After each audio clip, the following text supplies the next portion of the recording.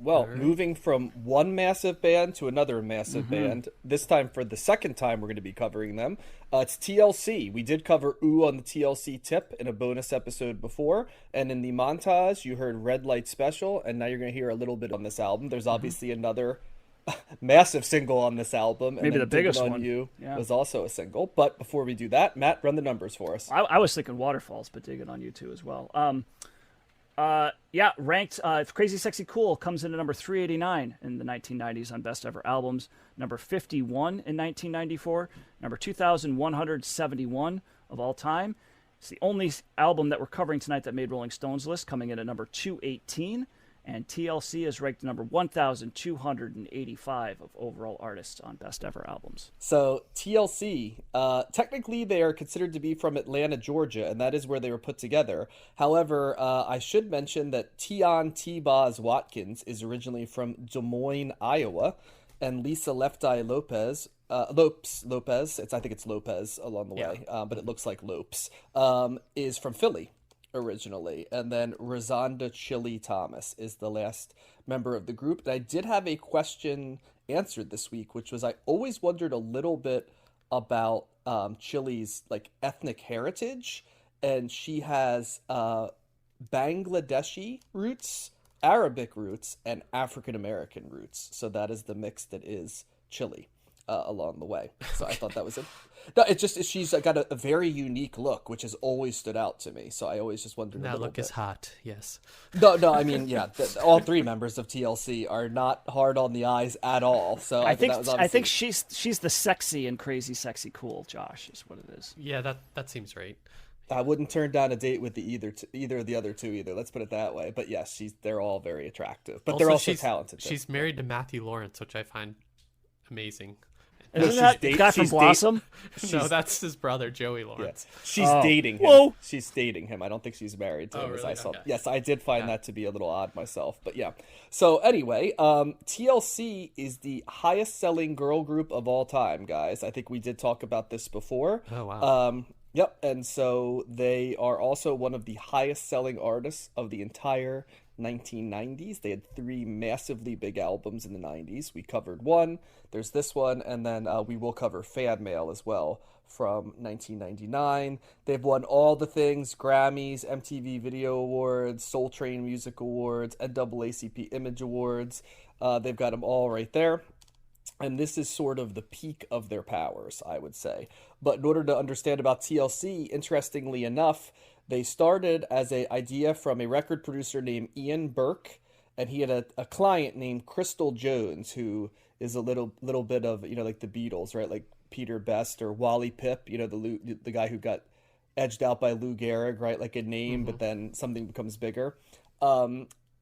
He was there. He wanted to create a group for Crystal Jones, and he had seen Belle Biv DeVoe, and he said, I think I'd like to create like a female Belle Biv DeVoe. And so that was what TLC originally was supposed to be. So Crystal Jones puts out a call in Atlanta for two other members, and T-Boz, Tion Watkins, as I mentioned before, from Iowa, who had just moved to Atlanta, and Lisa Lopes, who had just moved to Atlanta as well from Philly, were the two that were found. And Lisa Lopez had I said Lopes again, I apologize, Lopez, had a small keyboard, and the three of them were put together with Jermaine Dupri, who will be massively important in a lot of music we're going to be covering in the 90s and 2000s, but this is sort of like day one for him as well, and a gentleman by the name of Rico Wade as well on a demo. They then have a meeting with Pebbles. Perry Reed is her full name, but Pebbles, who had started a management company, and she liked what she saw, and she decides to sign the group and also name them TLC, which was an acronym for Tion, Lisa, and Crystal. Now, Crystal will not be with the group much longer, and luckily for them, they're able to insert Chili in there for Keep the the C. name. You got it to keep the name. So, but she's not here yet. What ends up happening is that Pebbles gets them an audition with L.A. Reid and Babyface. So they're running into lots of people at this point, as you would imagine in Atlanta in the early 90s. It's kind of a crazy time. It's like it's DC is Chocolate City, but it definitely is like a epicenter for Black culture. It still is to this day, but especially in the early 90s. And so when L.A. Reid looks at them, he sees potential in Left Eye and T-Boz, but unfortunately, he did not think Crystal Jones should be in the band. Crystal Jones says that the reason she was kicked out was because she wanted to take home their contract to see what it looked like, and they said, let's not do that, and she says, I'm not signing anything without it. However, T-Boz says that how she remembers it is that both she and Lopez asked Jones to leave before the initial contracts were negotiated. So who knows what the real story is, but this ends up leading to Razonda Thomas, also known as Chili, who was Damian Dame, who was a LaFace Records artist. She was one of his backup dancers, and she gets inserted in. And like I said, she becomes Chili so that there could be a C. They then release the album Ooooh on the TLC tip, and it does pretty well. They are as much famous for their image of sort of tomboy type clothes. You know, Left Eye's wearing a condom on her eye to make people aware of safe sex.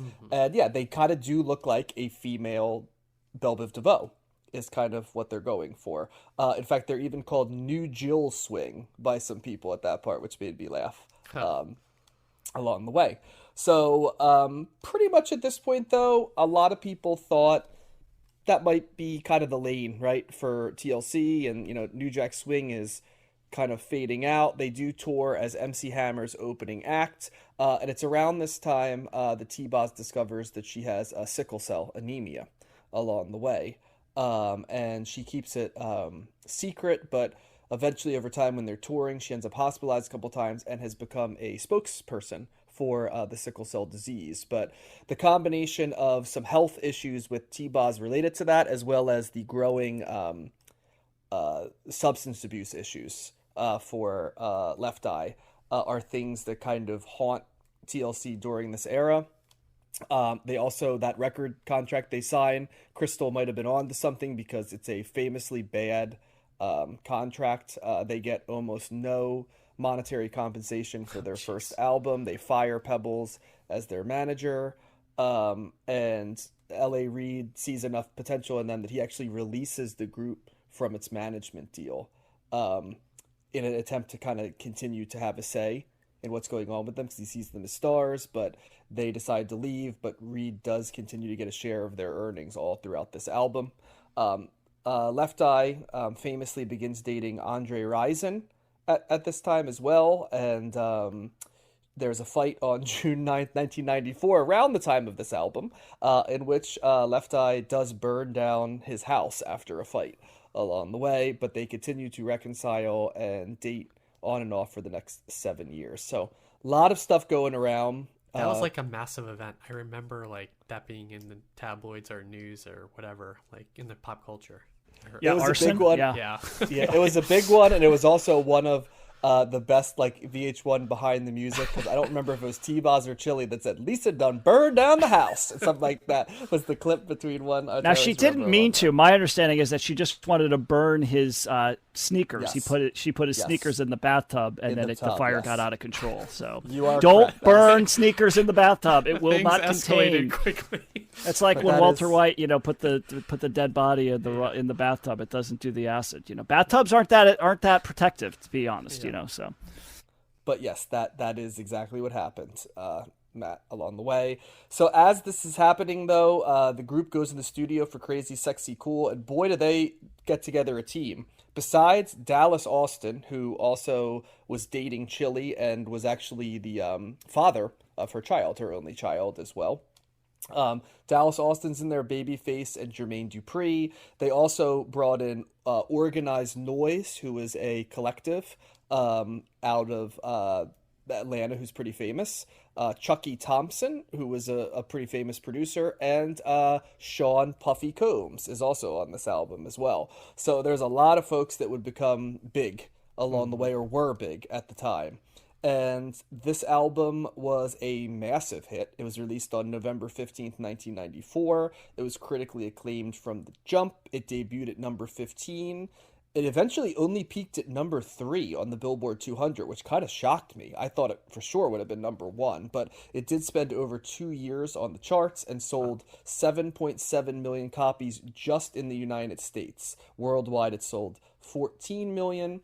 And all 4 of the singles, Creep, Waterfalls, Red Light Special, and Diggin' on You, reached the top 5, with Creep and Waterfalls getting to 1, Red Light Special getting to 2, and Diggin' on You reaching number 5.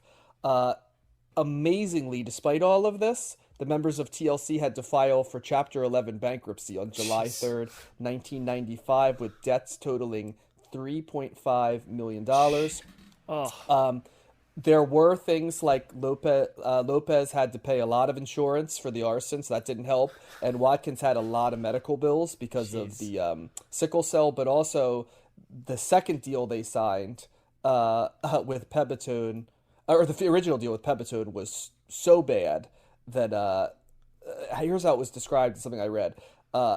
After Arista Records, LaFace, and Pepitone recouped their investment for recording costs, manufacturing, and distribution, both Pettibone and LaFace Records went on to charge the group for expenses such as airline travel, hotels, promotion, music videos, food, clothing, and other expenses. According to the members of TLC, the more successful the album became, the more they were in debt because the more of those costs were needed to promote it and stuff like that. They also had managers, lawyers, producers, and taxes to be paid. The members of the group that year each estimated that they made less than $50,000 that year, in the year the Crazy Sexy Cool. That's criminal. Oh my God, that is horrible. Yeah. They in their deal they only received 56 cents per album sold, which is a ridiculously poor royalty rate. And so yeah, it's a famously bad contract. They did eventually buy the rights to the name TLC and get out of it, but as you might imagine, there's little love lost between TLC and some of the members of their management team during that time. I'm going to kind of leave it there because there's a lot more, and we are going to revisit them in fan mail as well, so we can continue the story there. Matt, I think you get first take on this. Yeah, I think I think we covered, it was you and me that covered Ooh on the TLC tip. Is that right? Josh wasn't there for that. Yeah. So, Correct. And I remember liking that record, and I like this one as well. Man, what a difference 2 years makes, right? In terms of just almost everything about the band. Certainly the image, right? I mean, just looking at the album covers, right? You've got the Ooh on the TLC tip, are like these playful, we're goofing around. It's almost like they're teenagers, and they just got like a camera. They're just like, let's make all these, goofy poses and stuff like that. Much more lighthearted material, kind of, very, I don't want to say juvenile, but definitely like more. It's definitely more of an immature record in terms of sound and messaging. But this is like, okay, we're women now, right? And we're certainly leaning into the sexuality part, right? We're leaning into like more serious kind of trying to be taken more seriously as artists. Gone are they had like clown costumes on with the the baggy clothes and the hats and the condoms and the bright colors and stuff like that. And this is definitely, whether it's from the album cover or the videos that they did or just the sound of the music, it's 2 years has aged them quite a bit. It is what it seems like, and certainly it's to at least some extent it's certainly intentional, right? It's not like it just happened by accident, but I'm sure part of it is like a coming of age kind of thing, but it's also like, hey, we got to shake that image that we had, not that they were, I don't know if they were totally embarrassed by it, but they just wanted to, it seems like we want to assert ourselves as women, right? Empowered women, which certainly was a big thing in the mid 90s. So they're no different there. Musically, this album's really strong. I think I grew a greater appreciation for some of the singles, particularly like "Creep" and the songs that you picked here, John, and "Red Light Special." Like I remember those songs being on MTV and on the radio a lot, and I liked them fine. I really liked them this week. It was just like hitting me at the right time. Probably also just kind of delving a little bit more into R&B in general through the podcast. But yeah, they're really good songs. But there's some great deeper cuts in here as well. I wasn't actually as familiar with "Digging on You," oddly enough, even though that was a big hit. Same. But I did really. The other three really stand out for sure, but I really liked that. I liked "Let's Do It Again," "Take Our Time." The Prince cover was good. I forgot that was a Prince song. "If I Was Your Girlfriend," that was from Sign of the Times, and it's solid from start to finish. I even like the interludes. I mean, they have some skits in here. Although the sexy interlude where she's like crank calling, is it Puff Daddy? Is he on there as well as John? Is he doing because I see he's a writer. So. Yeah. It's like Chili and Puff Daddy are the writers of that sketch. His so voice is there. Yep. Yeah, he's in that, and Fife Dog's in the opening, by the way. Right. Really? So the music behind some of the interlude stuff is really good. It's really like they have great production on here, and so and certainly I'm familiar with Babyface and Puff Daddy and Jermaine Dupri. I don't know their extensive catalogs, but those are names that come up as being like, wow, they're certainly heavy hitters in the R&B genre as a whole. And just looking at the credits here, yeah, they're slathered all over the place. With writing credits and production credits. So yeah, it's a long album. I mean, there's 16 tracks at almost an hour long, so it's a little bit on the long side, but I gotta say it didn't feel long listening to it. It didn't wear out its welcome.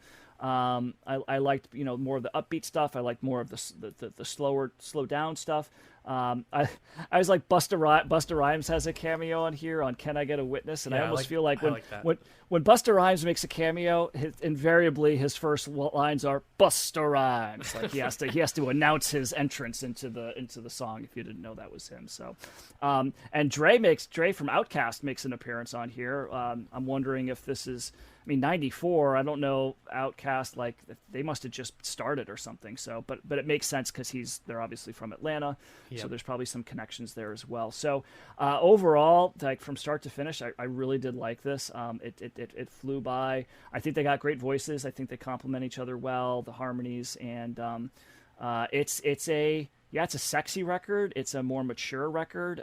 It's more serious. Just sounds more serious, right, than the previous one. And it's certainly a couple of steps beyond what they started with. So this being that sophomore, I know I don't think they write a whole lot. I know Lisa Lopez writes the raps, so she's credited with some of the writing credits here. Mm-hmm. But probably most of them don't write musically. But they got a good team together for this one, certainly. So yeah, thumbs up for me. I enjoyed it. Dare I say this album is crazy, sexy, cool, because that's how I felt listening to it. This album was so big, even I remember the Waterfalls music video. That's where we are in the culture, and Creep as well. I remember that one as well. I really enjoyed listening to it this week. I like the interplay between the three of them. You can pick them out easily when they're singing.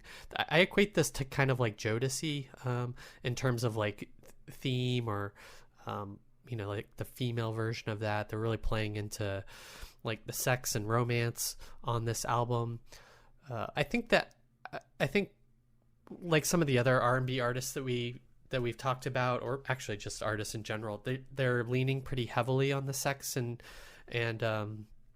not really venturing out thematically from that. I mean, Waterfalls is about safe sex, and even that's a lot of these are like romance songs for the bedroom, I feel like, or just commenting on relationships. And I would like to see maybe in their next album they do that, but I feel like I'd like to see them write about something else and see if they can make it as good as the songs on here. That being said, this is a pretty enjoyable record all the way through, like Matt said.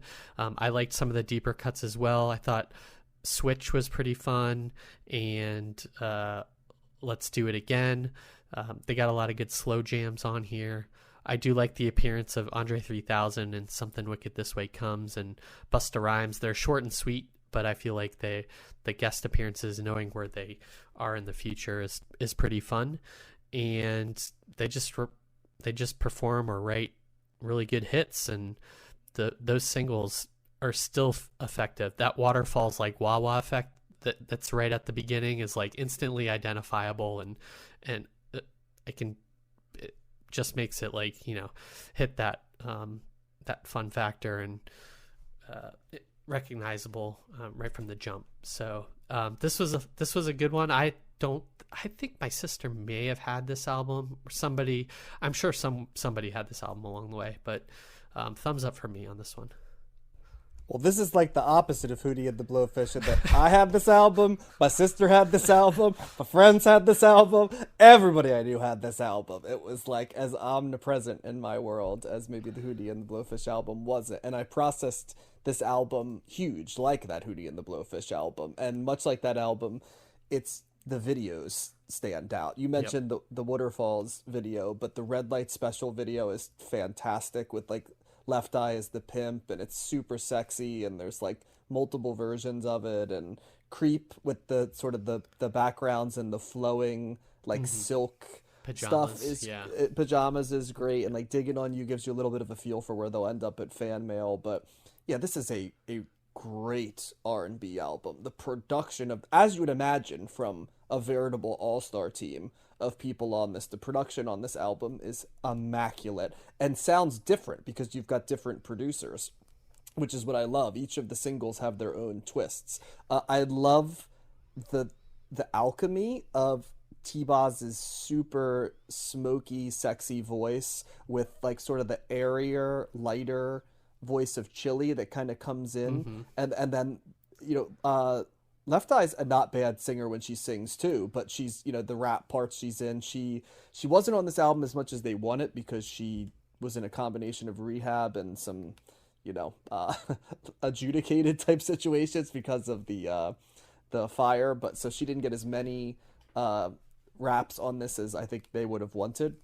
as a group, but they're still there and give it its own feel. And I love that mix of the three attitudes and the three very different but very sexy women in their own way. You know what I mean? It's hard to explain like how it all comes together. It's perfect. There's a cover of a Prince song, which is great. I love it. Like you said, deep cuts like Switch are fantastic. All the singles are great. I mean, Red Light Special is a top tier sex jam. I mean, it's a Babyface song, so like me and Babyface, like he can do no wrong in my eye. Like to me, like most of the best R&B of the 90s, the stuff that hits with me is like Babyface stuff, and there's a lot of good R&B, so that's saying something, but that's a classic Babyface song with that electric guitar, and it's just it's a nearly perfect like R&B song, and like a nearly perfect like R&B sex jam, because it's like overtly sexy and in your face, but not filthy either. And it's like very female sex positive, which stood out even in its time a little bit. So, you know, and like male R&B was a lot more like domination, you know what I mean? Sort of like sex jam, where this was sort of more reciprocal, which I just was cool. It's like what you'd imagine like a female like sex jam would be, but in a healthy way, not a, you know, over the top way. Creep is great. It's an undeniable single. It's a little bit retro, but also with flourishes of modern 90s. I think it's the closest TLC gets to becoming like a girl group, I'd say. It's like their girl group song. So I'd look at it. Waterfalls is part like tent revival, part like modern R&B jam. Digging on You sounds a lot more like what Fan Mail sounds like, so it's kind of a preview for what's coming on later, and there's just not much to like about it. You're right, it's a little long, Matt, but it didn't wear on me, and it's definitely, if you're going to write the story of 90s R&B, this is going to be an inner ring Hall of Famer in terms of albums to buy, and it's at no point am I ever surprised as to why this album sold a bajillion copies, because it's fantastic. So you know, this one's an elite album, so strong thumbs up. It's just too bad they didn't get any money out of it. That's insane how bad that contract is. I thought like all the real bad ones were in the 60s, but I guess we got some of the 90s too. Oh no, we're gonna hear about like Soul for Real and stuff in future. There's a couple truly terrible R&B ones that are gonna be there, but that's another pretty famous one that's awful. So, yeah, but this is also a super fun album to sing along with. So, many good singable songs. So, yep. Right on. Nice. Cool. All right. To be continued.